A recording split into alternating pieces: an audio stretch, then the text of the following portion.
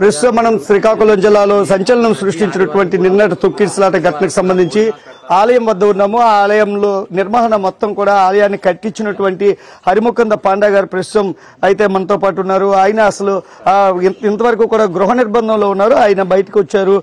ఆయన ఆ ఇంటి బయటనే కూర్చున్నటువంటి పరిస్థితి అయితే ఉంది. ముఖ్యంగా ఆయన ఏమనుకుంటున్నారు అడిగి తెలుసుకునే ప్రయత్నం అయితే చేశాము. ఆయన అయితే ప్రస్తుతానికైతే దీనికి సంబంధించి నేనేం చేయగలను, గుడి అయితే కట్టానని చెప్తున్నారు. సార్ నిన్న 10 గంటలు 11 గంటల మధ్యలో అంత తొక్కిసలాట జరుగుతుందని మీరు ఊహించగలిగారా? అసలు ఏంటి? నేను ఊహించలేదయ్యా.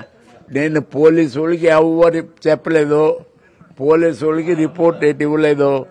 నేనే అక్కడ ఉండి లైన్ వెళ్ళాలంటే వెళ్ళేవాడు, మళ్ళీ అటు నుంచి వస్తే ప్రసాదం తిని వెళ్ళేవాడు. అమ్మ కట్టమంటే మీరు గుడి కట్టారు, ఇప్పుడు తీరా చూస్తే ఇలాంటి ఘటన జరుగుతుందని మనం అనుకోలేదయ్యా.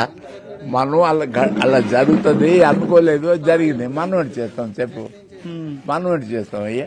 అది అలా జరిగింది, మన చేత ఏంటి ఉంది? ఇప్పుడు ప్రతిసారి కూడా 1500 2000 మంది వచ్చారు. నిన్న ఇంత ఏకాదశి ఎక్కువ మంది వస్తారని ఊహించలేదా? అయ్యా నీకు నీకు 95 సంవత్సరాలు అయితే అప్పుడు నువ్వేటి ఊహిస్తావు నాకు చెప్పు. ఇప్పుడు అంత తొక్కిసలాట అయినప్పుడైనా పోలీసులకు చెప్పలేదు అంటున్నారు. పోలీసు చెప్పలేదు. ఎవరు అబద్ధాలు ఎందుకు చెప్తావు అయ్యా? ఎవరు పోలీసులు చెప్పలేదు, ఎవరు రమ్మలేదు.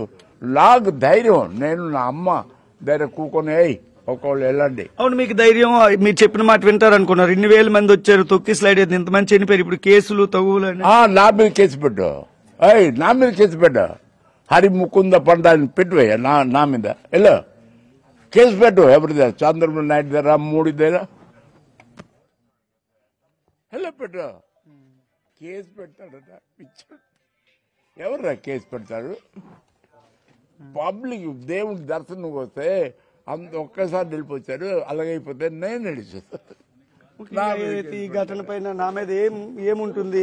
నేనైతే దర్శనానికి వచ్చాను, దర్శనాలకి అన్ని ఏర్పాట్లు చేశాను, ఇంతమంది వస్తారని నేనైతే ఊహించలేదని అయితే హరిముకుంద పండా అయితే చెప్తున్నటువంటి పరిస్థితి ఉంది. ఏం కేసు పెడతారో పెట్టనియండి, నా మీద అయితే ఆ కేసు పెట్టే అవకాశం ఉండదు. ఎందుకంటే నేను హెల్ప్ చేయాలనుకున్నాను, నేను నా కంట్రోల్లో ఉంటుందని కూడా నేను ఊహించలేదు అనే విషయాన్ని కూడా ఆయన చెప్తున్నారు. మనం చూడొచ్చు, ఇదంతా చారిటీగా ఆయన నిర్మిస్తున్నారు. ₹1 కూడా ఎవరి దగ్గర కూడా డొనేషన్ తీసుకోలేదు.